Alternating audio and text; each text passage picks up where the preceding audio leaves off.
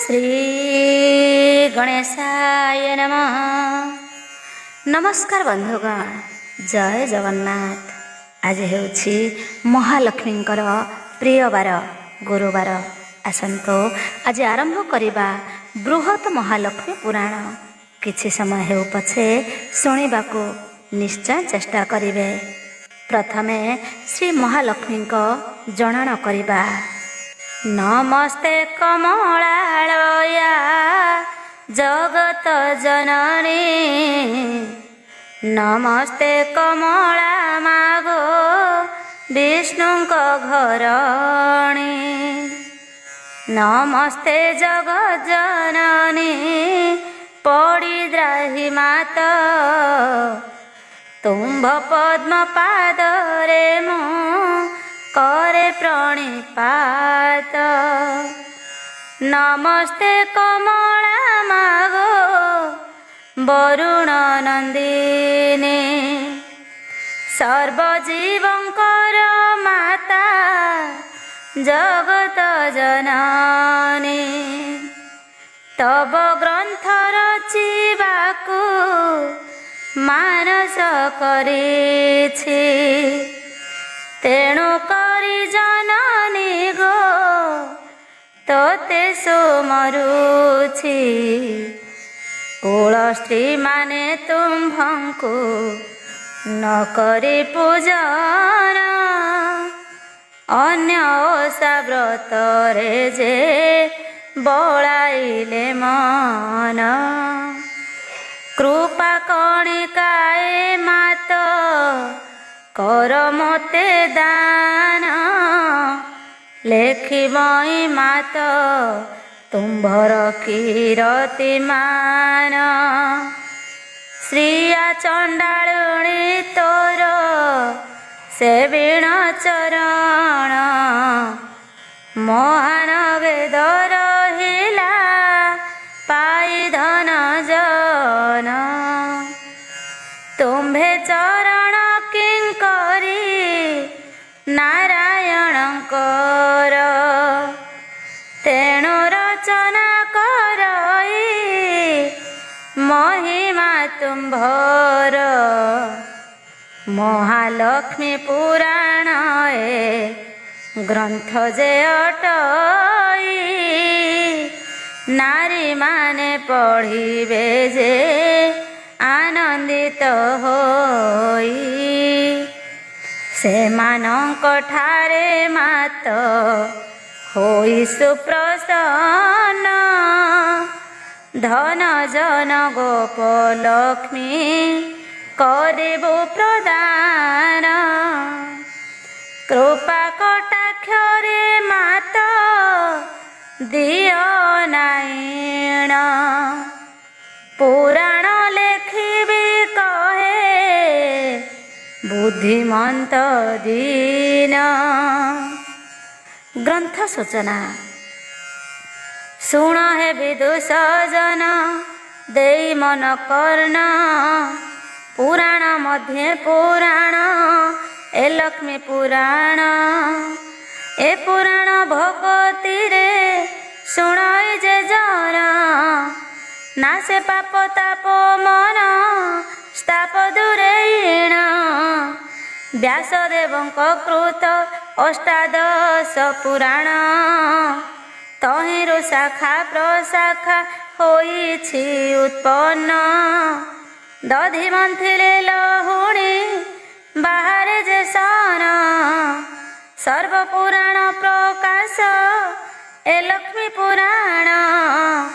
महालक्ष्मी को चरित शुण सर्वजन, सकल प्रकार पुराण करि चयन। ए पुराण लिखन जे पुराण को नेई, पढ़ी शुणी करी एही पुराण रचई। नारी नर ए पुराण करिले पठन, पढ़ी शुणी पूजी बेटी मातांको चरण। नारद ऋषि को शुणाइले नरहरि, सदाशिव पार्वती को କହିଲେ ସେ ପରି କୈଳାସପତି ଶଙ୍କର ପାର୍ବତୀଙ୍କ କାନ୍ତ ସେହି ଜାଣିଛନ୍ତି ମହା ଲକ୍ଷ୍ମୀଙ୍କ ବୃତ୍ତାନ୍ତ। ସମସ୍ତନେ ଭ୍ରମନ୍ତି ଯେ ଦେବ ସଂକର୍ଷଣ ଭାନ୍ତିରେ ନୀତି ପୂଜାନ୍ତି ଲକ୍ଷ୍ମୀ ନାରାୟଣ। ଏକ ଦିନର କଥା ଯେ ଶୁଣ ଦେଇ ମନ ସଦାଶିବ ଭଜୁଥିଲେ ଲକ୍ଷ୍ମୀ ନାରାୟଣ। ଜପୁଥିଲେ ଭଜନରେ ଭୋଳା ସେ ହୋଇଲେ କ୍ଷୁଧା ତୃଷା ପାଶୋରିଣ ଭାବେ ମଜିଗଲେ। ଶିବଙ୍କ ବିଳମ୍ବ ଦେଖି ପାର୍ବତୀ ଆସିଲେ ଧ୍ୟାନରେ ଅଛନ୍ତି ଶିବ ତାହାଙ୍କୁ ଭେଟିଲେ। ଦେଖନ୍ତି ମାତା ପାର୍ବତୀ ଦେବ ପଞ୍ଚାନନ ଭଜୁଛନ୍ତି ମୁଖେ ଲକ୍ଷ୍ମୀ ନାରାୟଣ ନାମ। ଜଗଦମ୍ବା ଦେଖି କରି ଆଶ୍ଚର୍ଯ୍ୟ ହୋଇଣ ସ୍ଥାଣ ସମ ରହିଲେ ସେ ନ ଆସେ ବଚନ। ଦେବ ଦେବ ମହାଦେବ ନାମ ଗୋଟି ପାଇ ଲକ୍ଷ୍ମୀ ନାରାୟଣଙ୍କୁ ସେ ଭଜନ୍ତି କିମ୍ପାଇଁ। ଧ୍ୟାନ ଭଙ୍ଗ କରିଣ ଦେବ ଯେ ପଞ୍ଚାନନ ଦେଖନ୍ତି ଗୌରୀ ଉଭା ଛନ୍ତି ସେହି ସ୍ଥାନ। ପଶୁପତି ପଚାରନ୍ତି ପ୍ରାଣ ପ୍ରିୟା ଶୁଣ କି ନିମନ୍ତେ ମୋ ପାଶକୁ କର ଆଗମନ। ତୁମ୍ଭର ବିଳମ୍ବ ଦେଖି ଆସିଲଇଁ ମୁହିଁ ସଙ୍ଗତରେ ତୁମ୍ଭଙ୍କୁ ମୁଁ ଘେନିଣ ଯିବଇ। ଧ୍ୟାନ ଭଗ୍ନ ପର୍ଯ୍ୟନ୍ତ ଯେ ଥିଲି ମୁଁ ରହିଣ ପ୍ରଶ୍ନ ଏକ ଜାଗର ମୋହରି ଯେ ମନେଣ।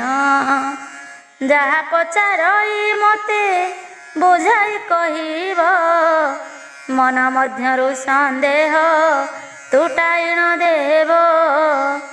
ତୁମ୍ଭେ ପରା ମହାଯୋଗୀ ଦେବ ମହେଶ୍ୱର ଯୋଗୀ ଋଷି ସେବନ୍ତି ଯେ ପୟର ତୁମ୍ଭର।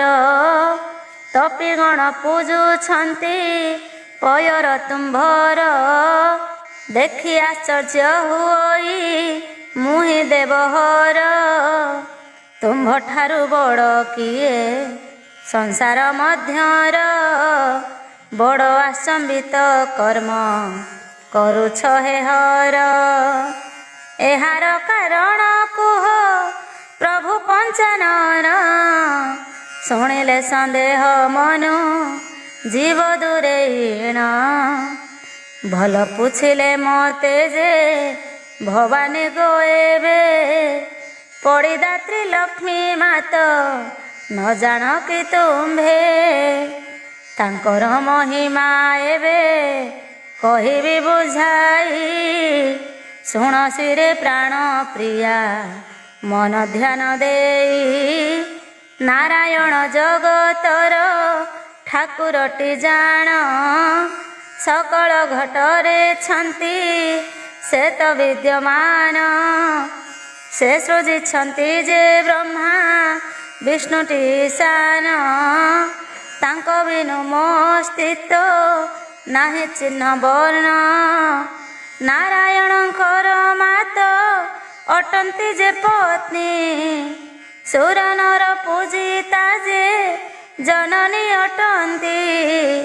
କହୁଛି ସକଳ କଥା ମନ ଦେଇ ଶୁଣ ନର ନାରୀ ପଶୁ ପକ୍ଷୀ କୀଟ ତରୁ ତୃଣ।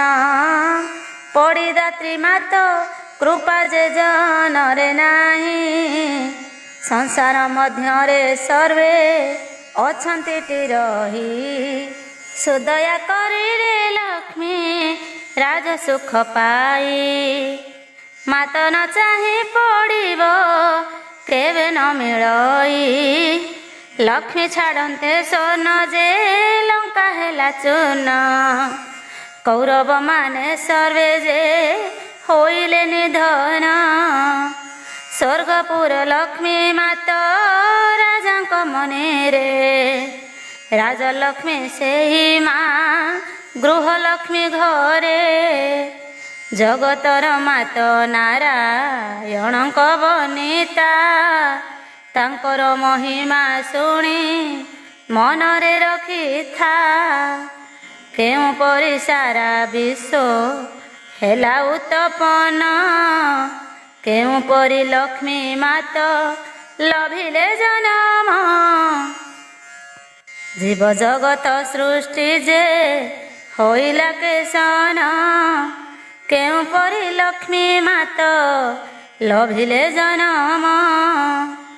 ଜନ୍ମ ପଡ଼ି ଦାତ୍ରୀ ସୃଷ୍ଟି କରିଲେ ପାଳନ, ସେହି କଥା ଗୋଟିଏ ଏବେ ମନ ଦେଇ ଶୁଣ।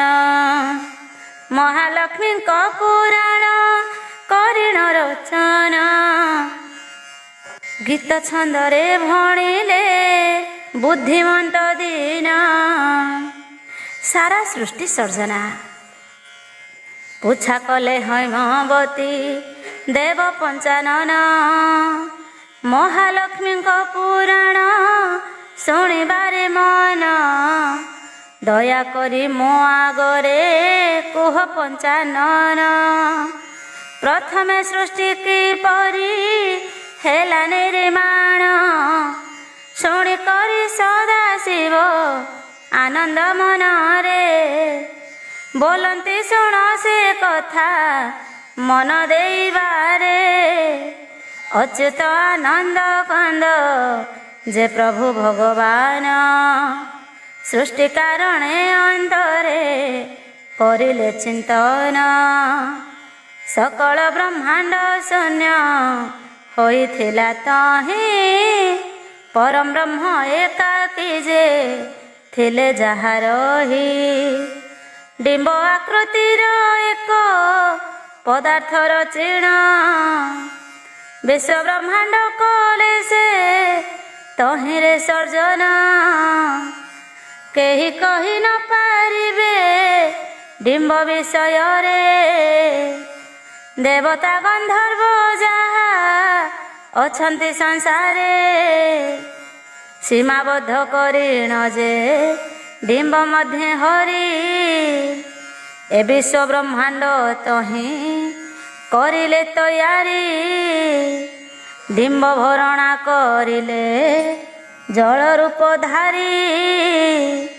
ସଂସାର ନିର୍ମାଣ କଲେ ପ୍ରଭୁ ଦଇତାରି, ବିଷ୍ଣୁ ଅଂଶୁ ଜନମ ସେ ଜଳ ଯେ ଅଟଇ।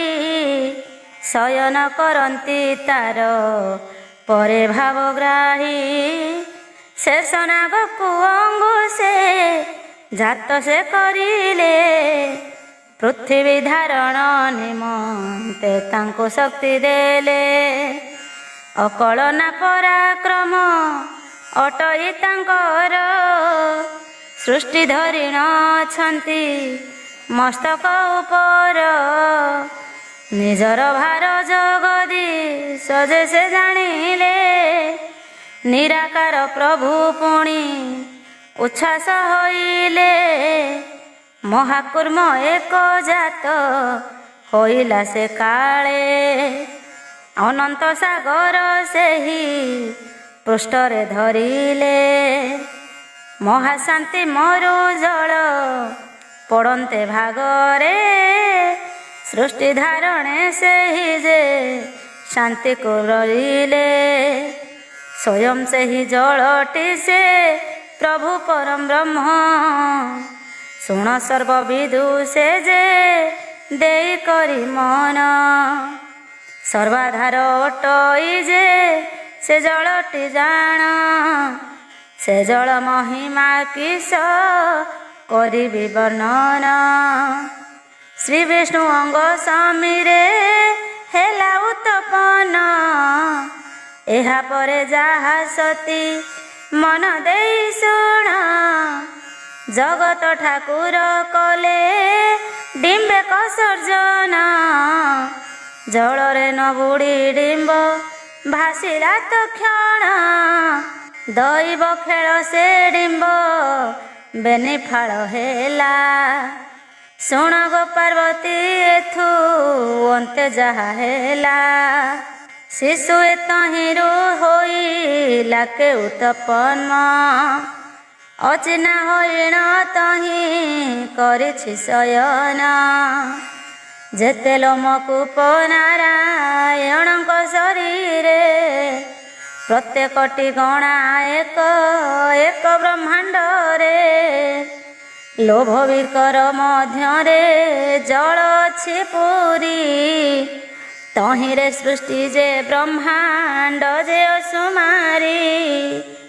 ଜଳ ଉପରେଟି ସଦା ବହେ ସମୀରଣ ମହାକୁର୍ମ ରହିଅଛି ତାପରେ ବସିଣ। ସହସ୍ର କୁର୍ମ ମାନ ଯେ ତୋଳିଣ ଶିର ପରେ ମହାନାଗ ପୃଥିବୀକୁ ବହିଛି ସତରେ। ଶୋଇ ନ ଦିଶେ ଡିମ୍ବ ଯେ ମସ୍ତକେ ତାହାର ମଣଇ ସେହି ଅହିଟ ସମାନ ପ୍ରକାର। ସେ ଡିମ୍ବ ମଧ୍ୟ ବ୍ରହ୍ମାଣ୍ଡ ପୂରିଣ ଛଇ ନ ଦେଖିଲେ ବିଶ୍ୱାସ କରିଣ ନ ହୁଅଇ। ଜଗତର କର୍ତ୍ତା ଦେବ ଦେବ ନାରାୟଣ ଭକ୍ତି ଥିଲେ ମୁଁ ତାହାକୁ କରିବି ଦର୍ଶନ। ମୁନି ଋଷି ସାଧୁ ଜନେ କରନ୍ତି ଦର୍ଶନ ନୁହେଁ କେୟା ନ କରିବା ପାଇଁ ଦର୍ଶନ। ନାରାୟଣଙ୍କର ରୂପ ଅନନ୍ତଟି ଜାଣ କୋଟି ବ୍ରହ୍ମାଣ୍ଡ ଲୋମ ମୂଳରୁ ଯେ ଜନମ। ସକଳ ଭୁବନେ ଆତ୍ମା ରୂପେ ବିହରନ୍ତି ପରମ ଜୀବ ମଗ୍ନ ଥାଏଟି ଯେ ସମ୍ପ୍ରତି। ସାରା ସୃଷ୍ଟି ନିର୍ମାଣ ଯେ ହେଲା ଏହିପରି ପାତାଳ ନିର୍ମାଣ ଏବେ କହିବା ବିସ୍ତାରୀ। ଯେବେ ପୁରୀ ଏକ ପରେ ଏକ ନିର୍ମାଣ ସେ ସକଳ ପୁରୀ କଥା ମନ ଦେଇ ଶୁଣ। ସୁତଳ ବିତଳ ଅତଳ ଯେ ତଳାତଳ ବିତଳ ମହାତଳେ ସଙ୍ଗରେ ରସାତଳ। ମଣିମୟ ଗୃହ ମାନ ଅଛଇ ସେଠାର ମନୋରମ ପୁର ନିର୍ମାଣ ଅଛି ଯେ ତହିଁର। ଅନନ୍ତ ଶୟନେ ନିଦ୍ରା ଯାନ୍ତି ନାରାୟଣ ସେହି କଥା ମାନ ଦେବି ମନ ଦେଇ ଶୁଣ। ପାତାଳ ନିମ୍ନ ଭାଗରେ ଅତ୍ୟନ୍ତ ଗଭୀର ଦର୍ଶନ କଲେ କମ୍ପି ଉଠେ ଯେ କଳେବର। ତାହା ନିମ୍ନ ଦେଶେ ନାଗ ରାଜ ରହିଅଛି ସାରା ସୃଷ୍ଟିକୁ ମସ୍ତକ ପରେ ବହିଅଛି। ଅଦ୍ଭୁତ ସୁତଳ ରହି ଅଛିଟି ସେ ସ୍ଥାନେ ଡିମ୍ବର ଆଧାର ତାହା ଭାବିଥାଅ ମନେ। ଅତଳେ ଜଳ ରହିଛି ଅଛି ପୂର୍ଣ୍ଣ ହୋଇ ସୁଧର୍ମା ସଭା ତାହାର ଉପରେ ଭାସଇ। ମନୋରମ ଭୂମି ତାହା ସୁନ୍ଦର ଅଟଇ ସପ୍ତଦ୍ୱୀପ ଆୟତନ ସେହିଟି ଅଟଇ। ଶପଥ ଦୀପଙ୍କର ଯେ କହୁଛି ମୁଁ ନାମ ଶୁଣ ଗୋ ପାର୍ବତୀ ଦେବୀ ଦେଇ କରି ମନ। କାକ୍ଷଜାମ୍ବୁଶାଳ ଶୁକ୍ଳ ଦିବଳକ ଜାଣ କ୍ରଞ୍ଚ ଶାଳମଳି ସପ୍ତଏ ଦୀପଏ ପ୍ରମାଣ। ଶପଥ ଦୀପେ କାଞ୍ଚନ ପୂରିଣ ଅଛଇ କେତେ ରହିଛି ତାହା ଯେ କହିତ ନୁହଁଇ। ମନୋଯୋଗ ଦେଇ କରି ଶୁଣ ଗୋ ପାର୍ବତୀ ବୁଝାଇଣ ସେହି କଥା କହିବି ସମ୍ପ୍ରତି। ଇନ୍ଦ୍ର ପରି ଗୋଲ ଯେ ସୁନ୍ଦର ଦିଶଇ, ପଦ୍ମପତ୍ର କଳେ ବଳ ଥାଏଟି ଗୋରହି। ଜମ୍ବୁଦୀପର କଥାଟି ଶୁଣ ମନ ଦେଇ, ସକଳ ଦ୍ୱୀପ ମଧ୍ୟରେ ସାର ଅଟେ ସେହି। ଲବଣ ସିନ୍ଧୁ ବେଢ଼ିଛି ତା ଚଉପାଶରେ, ନବଲକ୍ଷ ପୁଣ ଆୟତନକୁ ସେ ଧରେ। ଲବଣ ସାଗର ଲକ୍ଷେ ଯୋଜନ ଅଟଇ, ପରିଘ ସଦୃଶ ସେ ବେଢ଼ିଛି ଶୁଣ ସହି। ଉପଦ୍ୱୀପକୁ ବହିଛି ସାଗରରେ ଥାଇ, କହି ରହିବ କେଉଁ ଯେ ରୂପକୁ ଧରଇ। ନୀଳ ସିନ୍ଧୁ କ୍ଷୀର ସିନ୍ଧୁ ଠାରୁ 2 ଗୁଣ, ଜୀବଜନ୍ତୁ ମାନଙ୍କର ତହିଁ ବାସସ୍ଥାନ। ପ୍ଳକ୍ଷ ଦ୍ୱୀପଟି ଅତ୍ୟନ୍ତ ସୁନ୍ଦର ଦିଶଇ, ଆୟତନ ଜମ୍ବୁ ଠାରୁ 2 ଗୁଣଟି କହି। ଶାକଦ୍ୱୀପ ଏହାର ଯେ ଅଟେ 2 ଗୁଣ, ସୁଧା ସାଗର ବେଢ଼ିଛି ଚାରିପାରୁ ସେଣ। କୁଶଦ୍ୱୀପ ଶାକଦ୍ୱୀପ ଠାରୁ ସେ ଆୟତନ, ଚଉପାଚିରେ ସିନ୍ଧୁ ଯେ ଅଛଇ ବେଢ଼ିଣ। ବକଦ୍ୱୀପ ନାମରେ ଯେ ଦ୍ୱୀପ ଅଛି ରହି, ଦଧି ସାଗର ଯେ ଚଉପାଶେ ସେ ରାଜଇ। କୁଶଦ୍ୱୀପ ଠାରୁ 2 ଗୁଣ ଆୟତନ, ଶ୍ରେଷ୍ଠ ଅଟଇ ସେ ଦ୍ୱୀପ ଦିଶଇ ଶୋଭନ। ଶାଳମଳୀ ନାମରେ ପୁଣି ଦ୍ୱୀପେ କଛଇ, ଆୟତନ ତାର 3 ଲକ୍ଷ ଯୋଜନ ଯେ କହି। କ୍ଷୀର ସିନ୍ଧୁ ବେଢ଼ି କରି ଅଛଇ ରହିଣ, ଶତ ଉପଦ୍ୱୀପ ତହିଁ ଅଛଇ ପୁରୀଣ। ଶତ ଉପଦ୍ୱୀପ ମାନ ରହିବା ଅଛଇ, ଶ୍ଵେତଦ୍ୱୀପଟି ଅତ୍ୟନ୍ତ ସୁନ୍ଦର ଦିଶଇ। ଶ୍ଵେତଦ୍ୱୀପ ଶ୍ରେଷ୍ଠ ଦ୍ୱୀପ ମାନଙ୍କ ମଧ୍ୟରେ, ଲକ୍ଷ୍ମୀ ନାରାୟଣ ବିଜେ କରନ୍ତି ସେଠାରେ। ଦେବ ଋଷି ଗନ୍ଧର୍ବ ଯେ ଅଛନ୍ତି ରହିଣ, କାମଧେନୁ କଳ୍ପ ବୃକ୍ଷ ଦିଶେ ଶୋଭାବନ। ସୁର ସିନ୍ଧୁ ଘେରି ଅଛି ଯେ ବଣ ଦ୍ୱୀପକୁ, କ୍ରଞ୍ଚ ନାମ ଶାଳମଳୀ ଯେ 2 ଗୁଣ ତାହାକୁ। ଉପଦ୍ୱୀପ ଶତ ଶତ ରହିଣ ଅଛଇ, ଅତି ବିଖ୍ୟାତ ଏକୁ ଏକ ଯେ ସେ ଅଟଇ। ମେରୁ ନାମ ହିମାଳୟ ତାର କଥା ଶୁଣ, ତାହାର ପରିମାଣ ଯେ ନୁହଁ କଳିଣ। କୈଳାସ ସେ ପର୍ବତରେ ସୁନ୍ଦର ଦିଶଇ, ତାର ସମକକ୍ଷ ମେରୁ କାହିଁ ନ ଦିଶଇ। ହିମାଳୟ ଅଷ୍ଟ ଶୃଙ୍ଗ ଶୋଭନ ଦିଶଇ, ଅଷ୍ଟଦିଗ ପାଳଗଣ ବିହନ୍ତି ଯେ ତହିଁ। ପ୍ରଥମେ ଭୂଲୋକ ଭୁବ ଲୋକ ତାର ପରେ, ମହତ ଲୋକ ସଲୋକ ତତ୍ପର ଉପରେ। ଆବରି ସତ୍ୟ ଲୋକ ସୁପ୍ରସ୍ତଟି ଯେ ଦେଖ, ତାହାର ଉପରେ ପୁଣି ଦେଖ ବ୍ରହ୍ମଲୋକ।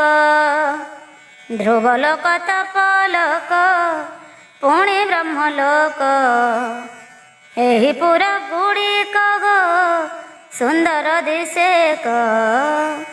ଧ୍ରୁବଲୋକ ବ୍ରହ୍ମଲୋକ ଦିଶେ ସୁନ୍ଦର, ତପଲୋକ ମହିମା ଯେ ଅଟେ ଯେ ଅକଥନ, ନାଗଲୋକଠୁ ଶୂନ୍ୟ ଯେ ଲୋକ ସହିତରେ, ବୁଝାଇଣ ପ୍ରାଣ ପ୍ରିୟା କହିଲି ସତରେ। ଦୀପ ଉପଦୀପ ମାନ ବହୁତ ଛଇ, ବନଗିରି ସମୁଦ୍ର ଯେ ଗଣନା ନ ଯାଇ, ଶ୍ଵେତ ଦୀପର ବିଜେ ଯେ ସ୍ୱୟଂ ନାରାୟଣ, ଶଙ୍ଖ ଚକ୍ରଧାରୀଙ୍କର ନିବାସର ସ୍ଥାନ, ସ୍ତୁତି କରନ୍ତି ନୀତି ସେ ସକଳ ଆମର, ଯୌଷଧକ ସନକାଦି ଋଷି ସକଳ, ତାହା ସମକକ୍ଷ ପୁର ନାହିଁ କେଉଁଠାରେ, ଦୈର୍ଘ୍ୟ ପ୍ରସ୍ଥ ତାହାର ଯେ ଦିଶେ ସମାନରେ, ଅପୂର୍ବ ଦୀପ ଏକ ଯେ ହୋଇଛି ନିର୍ମାଣ, ଦେଖିଣ ବିଶ୍ୱକର୍ମାର ଦ୍ରବି ଯାଏ ମନ, କାମଧେନୁ କଳ୍ପ ବୃକ୍ଷ ତହିଁରେ ରହିଛି, ପୁଷ୍ପ ସୁଗନ୍ଧରେ ସ୍ଥାନ ମହକ ଉଠୁଛି, ଶତ ଶହ ସରୋବର ଅଛଇ ରହିଣ, ତାହାର ଶୋଭା ଦୂରକୁ ଦିଶେ ମନୋରମ, ମାତା ଲକ୍ଷ୍ମୀଙ୍କ ମହିମା ଶୁଣ ମନ ଦେଇ, ଦିନ ବୁଦ୍ଧିମନ୍ତ ବସି ରଚନା କରଇ। ପୃଥିବୀ ସର୍ଜନ ଜୀବମାନଙ୍କ ଉତ୍ପତ୍ତି। ସଦାଶିବଙ୍କୁ ଉମା ଦେବୀ ଯେ ପ୍ରଶ୍ନ କଲେ, ସର୍ଜନ ହେଲା ସୃଷ୍ଟି କେବଳ ଯେ ପ୍ରକାରେ, ଆବର ପ୍ରାଣୀ କେହ୍ନେ ହୋଇଲେ ଉତ୍ପତ୍ତି, ଶୁଣିବି ସେ କଥା ମାନ କୁହ ପଶୁପତି, ପ୍ରିୟାଙ୍କ ବଚନେ ସଦାଶିବ ତ ସମନ, କହନ୍ତି ରେ ପ୍ରାଣ ପ୍ରିୟା ମନ ଦେଇ ଶୁଣ, ଯେଉଁପରି ଏ ପୃଥିବୀ ସର୍ଜନା ହୋଇଣ, ଜୀବଜନ୍ତୁ ପୃଥିବୀରେ ଲଭିଲେ ଜନମ, ସକଳ ଜୀବମାନଙ୍କୁ ଯେ ପରିପାଳନ, କଲେ କ ଜଗତ ପିତା ସ୍ୱୟଂ ନାରାୟଣ, ମହାବିଷ୍ଣୁଙ୍କୁ ପ୍ରଳୟ ଜଳର ଉପରେ, ଶୋଇଛନ୍ତି ମହାବିଷ୍ଣୁ ଆନନ୍ଦ ମନରେ, ଶରୀରରେ ଯେତେ ଅଛି ଲୋମ ମାନ, ପ୍ରତ୍ୟେକ ଲୋମରେ ଡିମ୍ବ ଅଛି ଅଗଣନ, ବିଶ୍ୱ ବ୍ରହ୍ମାଣ୍ଡ ଅଛି ଯେ ଡିମ୍ବର ମଧ୍ୟରେ, ମହାବିଷ୍ଣୁଟି କ୍ରୀଡ଼ନ୍ତି ଡିମ୍ବର ଭିତରେ, ତାଙ୍କରି ଲୋମରୁ କୋଟି ବ୍ରହ୍ମାଣ୍ଡ ଜନମ, ପ୍ରତ୍ୟେକ ଲୋମରୁ ଯେ ଅନନ୍ତ ଯେ ଭ୍ରମୀଣ, ଯେଉଁଠାରେ ନାରାୟଣ ବୈକୁଣ୍ଠ ସେହି, ବିଦୁରନ୍ତି ଏ କଥାଟି ପ୍ରମାଣ ଅଟଇ, ବହେ ସମୀରଣ କଚ୍ଛପ ତାପରେ ଥାଇ, କଚ୍ଛପ ଉପରେ ଶେଷ ନାଗ ବିରାଜଇ, ନାଗ ସହସ୍ର ଫଣାରେ ଡିମ୍ବ ବିଦ୍ୟମାନ, ବ୍ରହ୍ମାଣ୍ଡ ଫଣା ମଧ୍ୟେ ଦିଶେ ଯେ ସୁଭସନ, ଦେବ ନିରଞ୍ଜନ ବ୍ରହ୍ମାଣ୍ଡର ପିତା ମାତା, ପ୍ରକୃତି ପରମ ବ୍ରହ୍ମ ଜଗତ କରତା, ନିଜ ଲୀଳା ପ୍ରକାଶ କରନ୍ତି ଯେ ଧରାରେ, ସୃଜନ୍ତି ପାଳନ୍ତି ନାଶ କରନ୍ତି ବଳରେ, ବ୍ରହ୍ମ ତେଜୁ ବେଦ ବର ହୋଇଲେ ଜନମ, କହିଲେ ବ୍ରହ୍ମାଣ୍ଡ ସୃଜ ହେଲା ନ କରିଣ, କନ୍ଦର୍ପ ସଦୃଶ ଜନ୍ମେ ଦ୍ୱିତୀୟ ସନ୍ତାନ, ବିଷ୍ଣୁ ବୋଲି କରିଦେଲେ ତାହାଙ୍କର ନାମ, ତୃତୀୟ ସନ୍ତାନ ଯେହୁ ହୋଇଲେ ଉତ୍ପନ୍ନ, ସଦାଶିବ ଦେଲେ ସେ ପୁତ୍ରର ଯେ ନାମ। ଆମ୍ଭ 3 ଜଣଙ୍କୁ ଗୋ ଏକ ଠାବ କଲେ, ବ୍ରହ୍ମାଣ୍ଡ ସର୍ଜନା କର ବୋଲିଣ ବୋଇଲେ। ବେଦବର ଏହିପରି ସୃଷ୍ଟିକୁ ଯେ ସର୍ବ, ଶପଥ ପୁର ପାତାଳ ରଖ କରି ହେଜ। 14 ଭୁବନ ମୁହିଁ ସର୍ଜନା କରିବି, ଭୂଲୋକ ସତ୍ୟଲୋକ ମୁହିଁ ଯେ ରଖିଥିବି। ଆଦେଶରେ ପ୍ରବେଶିଲେ ସ୍ୱୟଂ ବେଦବର, ନ ପାଇଲେ ଥଳକୂଳ ପ୍ରବଳ ଯେ ଜଳ। ମହାବିଷ୍ଣୁଙ୍କୁ ତହିଁ କଲେ ଯେ ସୁମରଣ, ଶୁଣ ଯେ ପାର୍ବତୀ ଦେବୀ ଦେବା କରି ପଣ। ଭୟ ମହାବିଷ୍ଣୁଙ୍କୁ ଯେ ହୃଦେ ସୁମରିଲେ, ଅନ୍ତର୍ଯାମୀ ପୁରୁଷ ଯେ ଆବିର୍ଭୂତ ହେଲେ। ବ୍ରହ୍ମା କହନ୍ତି କିମ୍ ପାଇଁ ଲୟ କଲ ମନ, ବ୍ରହ୍ମା କହନ୍ତି କେହ୍ନେ ଯେ କରିବି ସର୍ଜନ। କହନ୍ତି ସର୍ବତ୍ର ପୁରୀ ଅଛଇ ଯେ ଜନ, କିପରି ସର୍ଜିବି ମୁଇଁ ଏ ବିଶାଳ ସଂସାର। କହନ୍ତି ନାରାୟଣ ଯେ ଦଣ୍ଡେ ହୁଅ ସ୍ଥିର, ନାଭିରୁ ପଦ୍ମ ବୃକ୍ଷେଦ ଜନ୍ମିଲା ତତ୍କାଳ। ପ୍ରଳୟ ଜଳକୁ ଜିଣି ଊର୍ଧ୍ୱରେ ଉଠଇ, ପଦ୍ମଜନି ବ୍ରହ୍ମାଟି ଯେ ତହୁଁ ଜନମୟୀ। ନିଜ ସମକ୍ଷମତା କରିଲେ ଯେ ପ୍ରଦାନ, ରଜଗୁଣ ସେ ବ୍ରହ୍ମାଙ୍କୁ କରିଲ ପ୍ରଦାନ। ଚତୁର୍ମୁଖ ବ୍ରହ୍ମା ବଡ଼ ପଣ୍ଡିତ ଅଟଇ, ମନ ବ୍ରହ୍ମ ନାମ ଗୋଟି ଦେଲେ ପୁଣି କହି। ଆଜ୍ଞା ଦେଲେ ନାରାୟଣ ଜଗତ ସର୍ଜନ, କର ବ୍ରହ୍ମା ବିଷ୍ଣୁ ଶିବ ସଙ୍ଗତେ ମିଶିଣ। କହିଣ ପରମ ବ୍ରହ୍ମ ହେଲେ ଅନ୍ତର୍ଧ୍ୟାନ, ଚତୁର୍ମୁଖ ତାଙ୍କ ପାଶେ ମିଳିଲେ ଯାଇଣ। ଚତୁର୍ମୁଖଙ୍କୁ ଦେଖି ଯେ ତୋଷ ବେଦବର, ସମସୃଷ୍ଟିର କାରଣ ପୁଛିଲେ ସତୋର। ପରମ ବ୍ରହ୍ମଙ୍କ ପଦେଟି ନିବେଶିଲେ ମନ, ମନ ବଳାଇଣ ପୃଥି କରିବ ସର୍ଜନ। ଧ୍ୟାନରେ ବସିଲେ କଟି ଯହୁଁ ବେଦବର, ଦକ୍ଷ ଅଙ୍ଗରୁ ଜନ୍ମିଲା ଏକଇ କୁମର। ଅପୂର୍ବ ରୂପ ଧାରି ସେ ନନ୍ଦନ ଅଟଇ, ଦିତି ବେଦବରଠୁ ସେ ବଳିଣ ପଡ଼ଇ। ସକଳ ଗୁଣରେ ସେ ତ ଅଟେ ଧନୁର୍ଦ୍ଧର, ଦକ୍ଷ ପ୍ରଜାପତି ଦେଲେ ନାମଟି ତାହାର। ବାମ ଅଙ୍ଗୁଷ୍ଠୀରୁ ସ୍ତ୍ରୀ ଏକ ଜାତ କଲେ, ସଂସାର ସର୍ଜନା କର ବୋଲିଣ ବୋଇଲେ।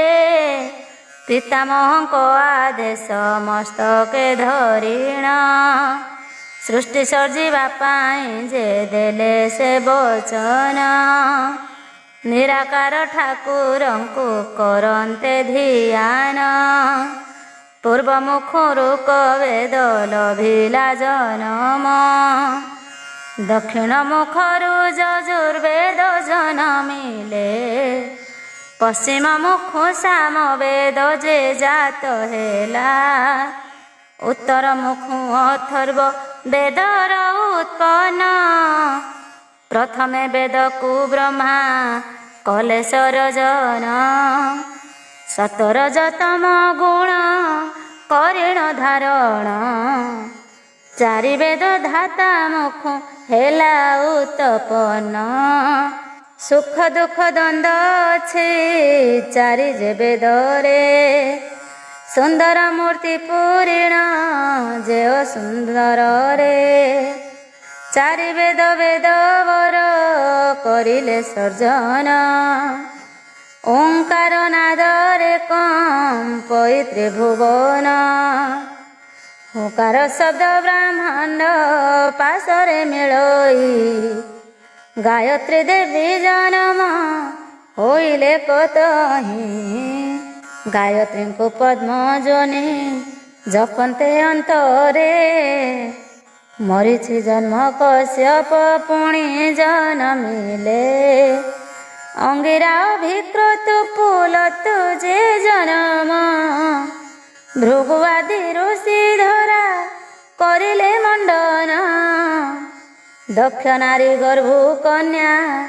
ଜନମିଲେ ତେର ଅଦିତି ଦିତି ଖ୍ୟାତ ଯେ ହୋଇଲେ ସଂସାର ଧନ ବିନତା କଦ୍ରୁରିଷ୍ଟା ଯେ କୋଧା କହି ଇରା ମନୁ ତାମ୍ର ସେନି ଇଳା ପ୍ରଧା ସେହି କଶ୍ୟପ ତେର କନ୍ୟା କରିଲେ ଗ୍ରହଣ ହୋମରୁ ତାଙ୍କୁ ଋଷି ଦେଲେ ଭୁଞ୍ଜାଇଣ ଦେବଗଣ ଦିତିଠୁ ଲଭିଲେ ଜନମ ଇନ୍ଦ୍ର ସୂର୍ଯ୍ୟଙ୍କ ସଙ୍ଗରେ କୁବେର ବରୁଣ ଦିତିଙ୍କ ଠାରୁ ଦଇତ ଲଭିଲେ ଜନମ ଧନୁଜ ସକଳ କଲେ ଧନୁଙ୍କୁ ମଣ୍ଡନ କଦ୍ରୁ ଠାରୁ ହି ଗନ୍ଧର୍ବ ହୋଇଲେ ଜାତ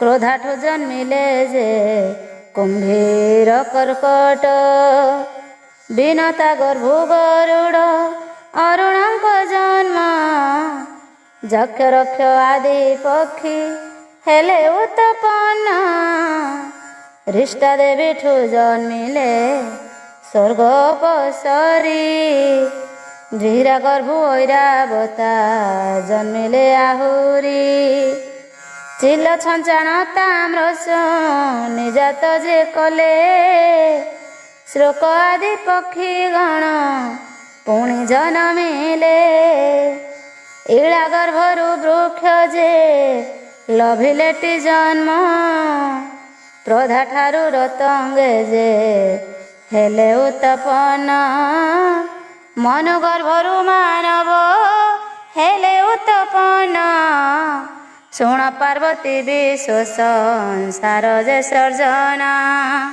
ଜୀବଗଣ ସୃଷ୍ଟି ସଂସାରରେ ହିପରି ଚତୁର୍ଦଶ ପୁରେ ରହିଲେ ସକଳ ପୁରୀ ସାଧୁ ସଜନ ମାତା ପଦେ ଯେ ଦେଇ ମନ ବୁଦ୍ଧିମନ୍ତ ବୋଲେ ନୀତି ପଢ଼େ ପୁରାଣ ଜୀବଙ୍କୁ ଜଗତେ ଥଇଥାନ କଥା ପାର୍ବତୀ କହନ୍ତି ଭୋଳାନାଥ ଶୁଣ ଗିର ଜୀବ ସୃଷ୍ଟି ଗାଥା କହି ଦୁଃଖ ମନହର ସୁରାସୁର ଗଣ ମାନେ କାହିଁ ବାସ କଲେ ଜୀବନ ଧରି କାହିଁ ବଞ୍ଚିଣ ଯେ ରହିଲେ ଆଦ୍ୟରୁ ପ୍ରାନ୍ତ ଯାଏ ଯେ ଦିଅ ବୁଝାଇଣ ଶୁଣିଲେ ଆନନ୍ଦିତ ହେବ ଯେ ମୋର ମନ ସଦାଶିବ କହନ୍ତି ଶୁଣ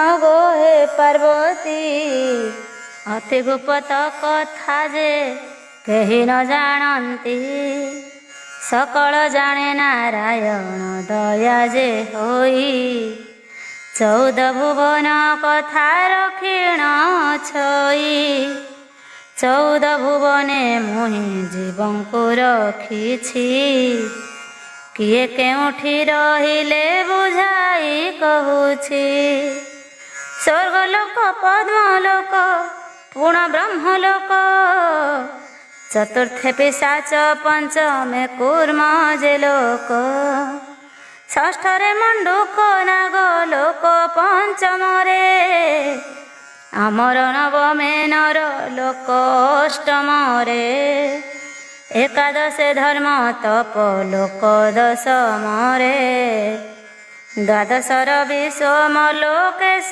ଯେ ତେରରେ ନିରାକାର ଭୁବନ ଯେ ଚତୁର୍ଦ୍ଦଶ ପୁର ବସନ୍ତି ସେ ମହାପ୍ରଭୁ ଜଗତ ଠାକୁର ଭୁବନ ପଞ୍ଚଦଶ ତ୍ରୟୋଦଶ ଯେ ଲୋକ ଭୁବନ ମହାମଧ୍ୟରେ ଅଛଇ ଅନେକ ପଞ୍ଚଦଶ ବାଇକୁଣ୍ଠ ଦ୍ୱାଦଶ କୈଳାସ ବ୍ରହ୍ମପୁର ଅଟଇ ଯେ ସପ୍ତ ଜଳବାସ ଦ୍ୱାଦଶ ସୂର୍ଯ୍ୟ ଭୁବନ ପୁଣି ଚନ୍ଦ୍ରଙ୍କର ପଞ୍ଚଦଶ ଭୁବନଟି ରତ୍ନାକରଙ୍କର 1200 ଦିନି ସଞ୍ଜୀବନୀ ଏକ ଜାଣ ଶୂନ୍ୟପୁର ଚତୁର୍ଦ୍ଦଶ ଷଢ଼ ଶୂନ୍ୟ ଚତୁର୍ଦ୍ଦଶ ଗଣ୍ୟ ସହସ୍ରେକ ପୁଣ୍ୟ ତୀର୍ଥ ନଦୀ 3 ଲକ୍ଷ ଦ୍ୱାଦଶ ଶ୍ରେଷ୍ଠ ଅର୍ଥଟି ପଞ୍ଚଦଶ କ୍ଷେତ୍ର 4 ବର୍ଣ୍ଣ ମୂଳେ 84 ବର୍ଗ ଜନ 36 ଆବୃତ୍ତି ଶାସ୍ତ୍ର ମନ ଦେଇ ଶୁଣ ସର୍ବଜନଙ୍କର ବାସ 14 ଭୁବନ ସ୍ୱର୍ଗପୁରେ ରହିଲେଟି ସର୍ବଦେବଗଣ ଅଦିତି ନନ୍ଦନ ଚନ୍ଦ୍ର ଗୁଣେ ପରିପୂର୍ଣ୍ଣ ସରଗପୁରରେ ସେହି ହୋଇଲେ ରାଜନ ପ୍ରାଣୀଙ୍କର ଘଟିବ ଯେ ଯେବେ ପାପ ପୁଣ୍ୟ ସଜନ ବୁଝିପାରିବେ ସର୍ବଦେବଗଣ ଚନ୍ଦ୍ର ସୂର୍ଯ୍ୟ ନୈରତ ଯେ କୁବେର ବରୁଣ ମରୁତଙ୍କ ସଙ୍ଗତରେ ସେ ଯମରାଜନ 10 ଦିଗପାଳ 10 ଦିଗରେ ରହିଣ 4 ମେଘ ପାଳି ବେଟି ଜଳ ବରସିଣ ସକଳ ଜାଣିବେ ବିଶ୍ୱକର୍ତ୍ତା ନାରାୟଣ ଲକ୍ଷ୍ମୀ ମାତା ପଡ଼ିରେ ପାଳିବେ ବୀରଗଣ ଅସହ୍ୟ ହୋଇଲେ ପୃଥ୍ୱୀ ପାପ ଦୁଃଖ ମାନ ସେ ପାପ ଦୁଃଖ ନାଶିବେ ସ୍ୱୟଂ ନାରାୟଣ ଚତୁର୍ମୁଖ ଧାତା ସେହୁ ବିଷ୍ଣୁଙ୍କ କୁମାର ବିଧାତା ନାମ ବହିଣ ସର୍ଜିଛି ସଂସାର ଅପରୂପ ଢଙ୍ଗରେ ରଚିବ ସଂସାର କେଉଁ ହବ୍ୟ ଭାବ ଥିବଟି ଯେ ସକଳ ଜଗତରେ ଯେତେ ଋଷି ଜନମ ଲଭିବେ ସଂସାରବାସୀ ତାଙ୍କରି ଦ୍ୱାରା ଯେ ତରିବେ 13 ଭୁବନ ଚିନ୍ତାଟି ଦେବ ଗଣଙ୍କର ବୋଲାଇବେ ବୃନ୍ଦାର ତ୍ରିଦଶ ନାମର ବିନୟ ଦେଖି କରି ମର୍ତ୍ତ୍ୟ ଯେ ଜନଙ୍କର ମାନବ ନାମରେ ଜାତ ସ୍ୱୟଂ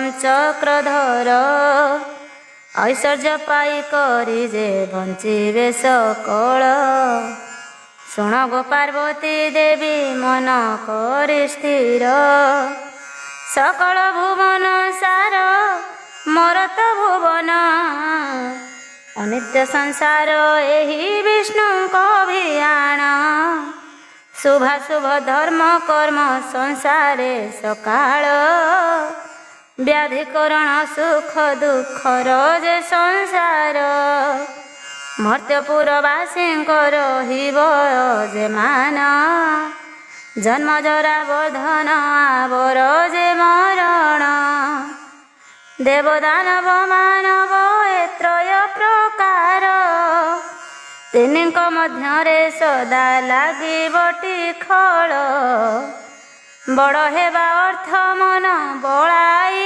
ନିଜର ଶାସ୍ତ୍ର ନିୟମ ଲଙ୍ଘିବ ଧର୍ମ ପାମର ନିୟମକୁ ଲଙ୍ଘନ୍ତେ କଳି ଯୁଗର ନର ବିଷ୍ଣୁ ଅବତରିଣ ନାସିବେ ଯେ ଭୁଭାର ସଂସାର ପ୍ରଭୁ ଏପରି କରିଲେ ନିର୍ମାଣ ଜୀବଙ୍କର ଗଢ଼ି ବହୁ ପ୍ରକାରଟି ଶୁଣ।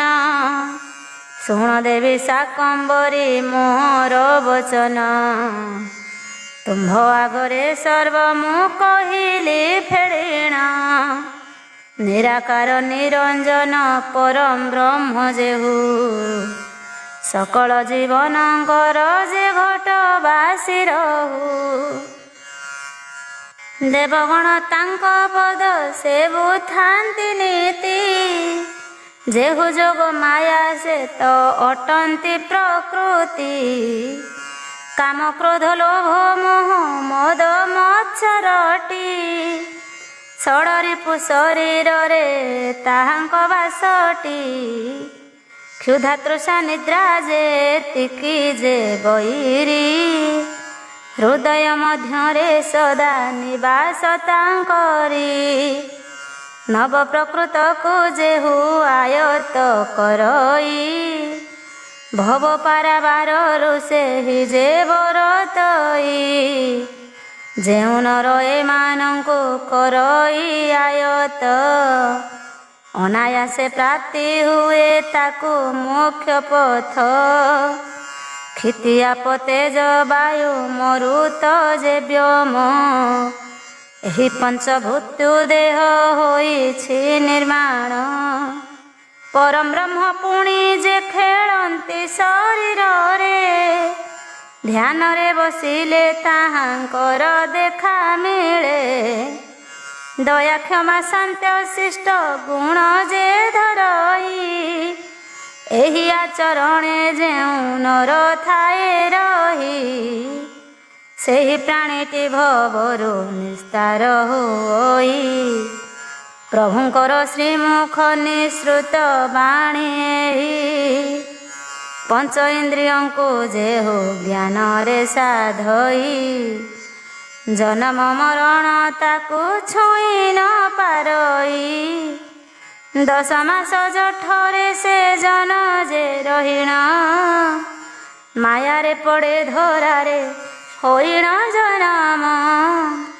ସକଳ ସର୍ଜନ କରି ଜଗତ ଜୀବନ। ପାପ ପୁଣ୍ୟକୁ ଶରୀରେ ରଖିଲେ ଆପଣ। ପାପ କର୍ମକୁ ଯେହୁ ନେବ ଆଦରିଣ। ଭବ ସଂସାର ମୁକ୍ତି ତପକ୍ଷେ ଗାହନ। ସଂସାର ଏହିପରି ଯେ ଧାତା ନିର୍ମାଣିଲେ।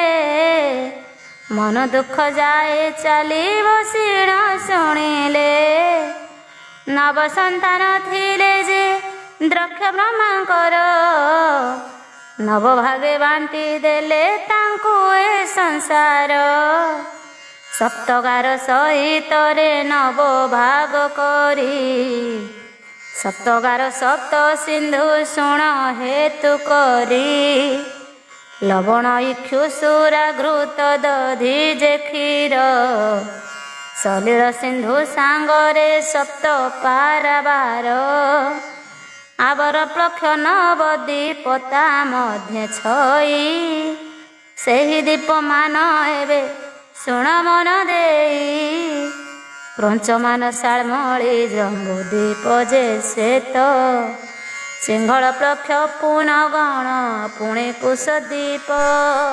ନବ ଗୋଟି ଦୀପର ଯେ ହେଲେ ଅଧୀଶ୍ୱର। ବିଦ୍ୱାନ ପଣ୍ଡିତ ସର୍ବେ ସର୍ବଗୁଣାଧାର। ନବପୁରେ ନବ ନୃପତିଙ୍କୁ ରଖାଇଣ। ସ୍ୱର୍ଗପୁରେ ସୁଖେ ବାସ କଲେ ଭଗବାନ।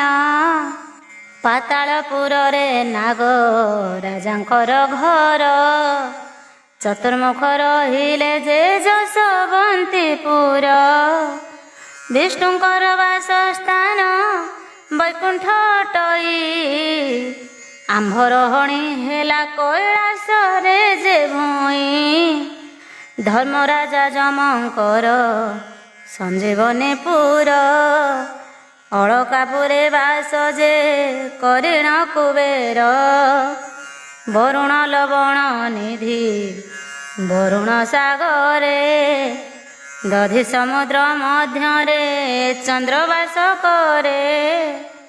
ଅଷ୍ଟବସୁ କୋଶେ ସୂର୍ଯ୍ୟ ଜ୍ୟୋତି ମଣ୍ଡଳରେ ଶୀତାଂଶୁ ଅଷ୍ଟବସୁ ବିଶ୍ୱକର୍ମା ହରସରେ ଅଶ୍ୱିନୀ କୁମାର ବସେ ଜୟନ୍ତୀପୁରରେ ରତ୍ନରେଖାପୁରରେ ଜାହ୍ନବୀ ଯେ ରହିଲେ ଅଷ୍ଟଗିରି ଗଣ ଅଷ୍ଟଦେବୀଙ୍କ ଆସ୍ଥାନ ବୀରତିଥି ଯୋଗ ଲଗ୍ନ ରାଶି ଯେ କରଣ ନକ୍ଷତ୍ର ଯେ ଗ୍ରହ ଗଣ ସପ୍ତର୍ଷି ମଣ୍ଡଳ ପ୍ରଦକ୍ଷିଣ କରୁଛନ୍ତି ମେରୁ କାଳ କାଳ ଚତୁର୍ମୁଖ ବ୍ରହ୍ମା ବେଦ ବରଙ୍କ ସଙ୍ଗରେ ସଂସାର ଚାଳିବେ ସର୍ବଦା ବେଦ ବାକ୍ୟରେ ଚାରି ମେଘ କାଳ ଜାଣି ବରଷିବେ ଜଳ ସର୍ବଂସହା ବସୁମତୀ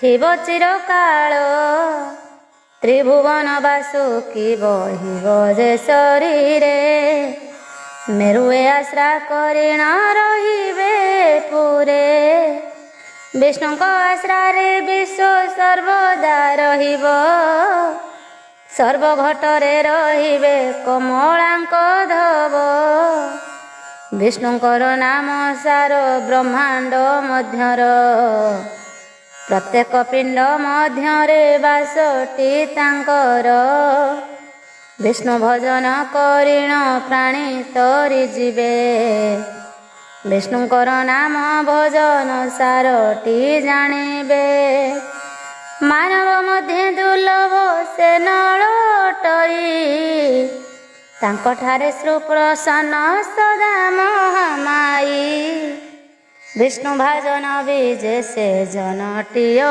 ସାର ଯେଉଁ ପରିମାଣ ପଡ଼ି ହୁଅଇ ଅଙ୍ଗାର ଏହି ରୂପରେ ସଂସାର ରଚିଲେଟି ହରି ସକଳ ଜୀବଙ୍କୁ ତହିଁ ସ୍ଥାପନା ଯେ କରି ଶୁଣ ପ୍ରିୟ ସଖୀ ଯାହା ପଚାରିଲୁ ତୁହି ଯେତେ ଜନ ତେତେ ପୁରସ୍ତର ଜନା ହୋଇ ସଜନପୁର ନେତା କରି ଯେ ପ୍ରଜାପତି ଆଦି ବ୍ରହ୍ମଙ୍କର ପାଶେ ମିଳିଲେ ତଡ଼ତି ଚତୁର୍ଦଶ ପୁର ନିର୍ବାହ କଲି ତ ବାଦେଶେ ସୃଷ୍ଟି କଲି ପ୍ରାଣେ ପୂର୍ଣ୍ଣ ପୁର ଚତୁର୍ଦଶେ ବିଜେ କେଉଁ ଭୁବନରେ ରହିବାର ମୁହିଁ ବିଚାରି ଉଚିତ ସ୍ଥାନ ଦେବ ମତେ କହି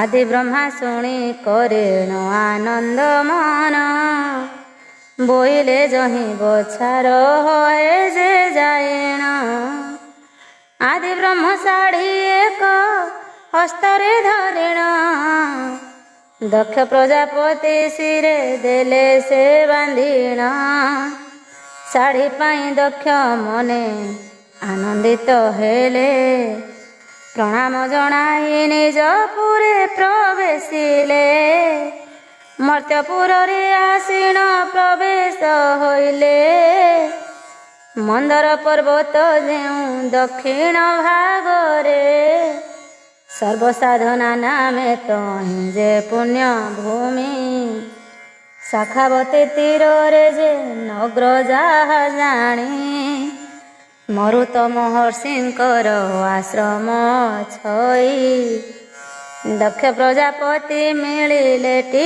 ତହିଁ ଯାଇ ଦକ୍ଷଙ୍କୁ ଦେଖି କିଛି ଋଷି ଯେ ଆଗମନ ଭକ୍ତି ଭରେ ପଦ ତଳେ କରିଲେ ପ୍ରଣାମ ମରୁତ ଋଷି ପୁଛନ୍ତି କୁହନ୍ତୁ କାରଣ ନିମନ୍ତେ ମୋ ପୁରରେ କଲ ଆଗମନ ପ୍ରଜାପତି କହନ୍ତି ଯେ ଶୁଣ ଋଷିବର ଆମ୍ଭେ ଯାଏ ପ୍ରଜାପତି ଜ୍ଞାନୀଙ୍କର ସାର 14 ବ୍ରହ୍ମାଣ୍ଡ ମନୁ ବଳରେ ସୃଜିଲି 14 ବ୍ରହ୍ମାଣ୍ଡେ ଜୀବ ମାନଙ୍କୁ ରଚିଲି ଦେବଗଣଙ୍କୁ କାରଣ ମୁହିଁ କଲି ଲଇଁ ବେଦାନ୍ତ ଶାସ୍ତ୍ର ମାନସ କଳ ଯେ ବି ଆଇ ଜୀବଗଣମାନଙ୍କୁ ମୁଁ ସ୍ଥାନିତ କରାଇ